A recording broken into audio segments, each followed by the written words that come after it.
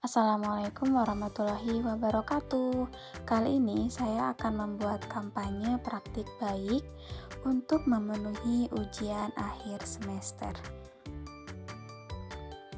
Perkenalkan, nama saya Cahaya Hasana dengan NIM 03922438, mata kuliah Perspektif Sosial Kultural dalam Pendidikan.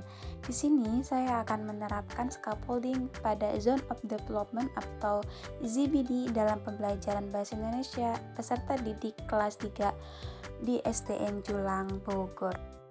Adapun scaffolding merupakan suatu metode dalam memberikan bantuan belajar kepada peserta didik yang pada tahap awal dilakukan untuk mendorong peserta didik sehingga mencapai kemandirian selama proses pembelajaran berlangsung. Usaha guru dalam memberikan bantuan kepada peserta didik bertujuan agar pembelajaran dapat tercapai maksimal. Pada prosesnya, bentuk bantuan yang diberikan guru kepada peserta didik diberikan secara berangsur-angsur sesuai dengan kemampuan peserta didik selama proses pemberian bantuan. Bantuan akan dikurangi untuk melatih kemandirian belajar dan tanggung jawab peserta didik.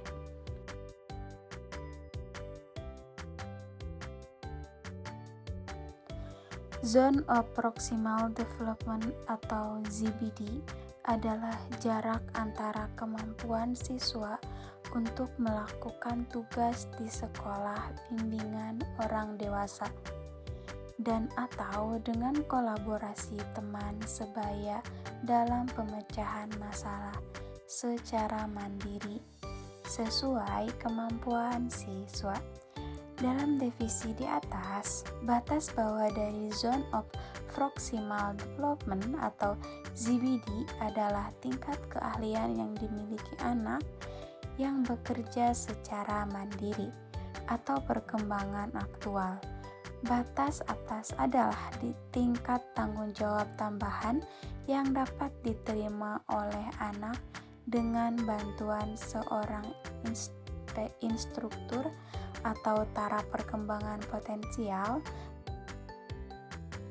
Intervensi terkait penerapan scaffolding pada Zone of Development yaitu dalam proses pembelajaran menerapkan scaffolding erat kaitannya dengan ZBD, di mana guru selama sesi pengajaran dapat menyesuaikan jumlah bimbingannya dengan level kinerja murid yang telah dicapai.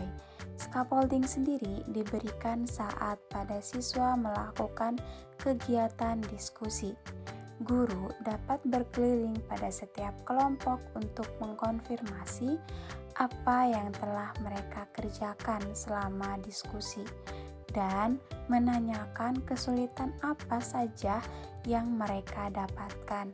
Kemudian, guru dapat menerapkan teknik scaffolding untuk membantu menstimulus keterlibatan aktif peserta didik dalam proses pembelajaran, sehingga dapat mencapai kemandirian belajar. Peserta didik akan mendapatkan bantuan atau bimbingan agar lebih terarah dalam mencapai tujuan pembelajaran yang telah direncanakan. Selanjutnya yaitu pembelajaran terkait penerapan scaffolding pada Zone of Development atau ZBD, yaitu dilakukan di kelas 3A SDN Julang dengan materi yang digunakan adalah tema 6 energi dan perubahannya, subtema 4 penghematan energi pembelajaran, di mana peserta didik memahami penghematan energi dalam kehidupan sehari-hari dengan menerapkan model cooperative learning tipe example non-example. Selanjutnya langkah-langkah praktik pembelajaran scaffolding, yaitu kegiatan pendahuluan dimulai dengan memberikan pertanyaan pemantik untuk mengetahui pengetahuan awal peserta didik mengenai materi yang akan dipelajari. Kegiatan diawali dengan guru memberikan bantuan dengan menjelaskan kepada seluruh peserta didik mengenai materi yang sedang dipelajari. Selanjutnya, kegiatan inti pada tahap awal, guru melakukan orientasi suatu permasalahan yang berhubungan dengan tujuan pembelajaran yang ingin dicapai pengelompokan peserta didik. Guru membagi peserta didik sesuai dengan level kemampuan mereka dengan menggabungkan peserta didik yang mulai paham dengan materi yang akan dipelajari dan peserta didik yang belum paham dalam satu kelompok. Selanjutnya yaitu guru memberikan LKPD yang berisi suatu permasalahan yang dapat diselesaikan dengan kegiatan diskusi kelompok.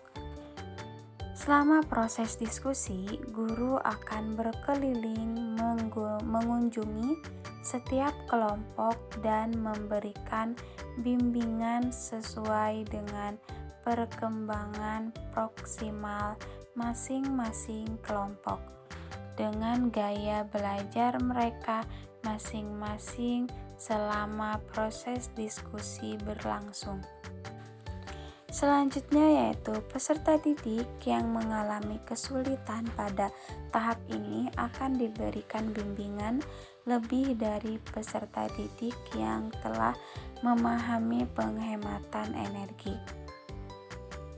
Pada proses ini, sebagian besar peserta didik sudah mulai dapat mengerjakan atau menyelesaikan permasalahan bersama kelompok. Selanjutnya, menguji proses dan hasil belajar peserta didik.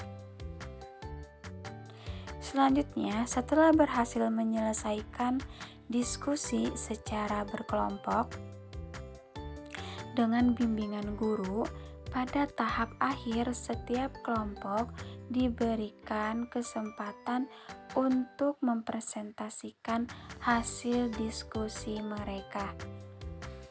Saat kegiatan presentasi berlangsung, guru memberikan kesempatan kepada peserta didik yang lain untuk memberikan umpan balik bagi kelompok lain atas hasil diskusi kelompok yang sedang presentasi. Hasil yang dicapai terkait penerapan scaffolding pada Zone of Proximal Development atau ZBD yaitu peserta didik terlibat aktif dalam kegiatan pembelajaran, mendorong kolaborasi antara peserta didik dan guru atau peserta didik dengan teman sebaya, menciptakan lingkungan belajar yang sportif dan menerima peserta didik. Peserta didik dilatih untuk berani mengungkapkan pendapat dan menghargai pendapat temannya. Peserta didik mampu mengembangkan kemampuan mereka sendiri, juga bisa berbagi pengetahuan dengan temannya, meningkatkan minat belajar peserta didik dengan memberikan model pembelajaran yang berpusat pada peserta didik. Baik, itu saja penjelasan dari saya. Kurang lebihnya mohon maaf. Wassalamualaikum warahmatullahi wabarakatuh. Terima kasih.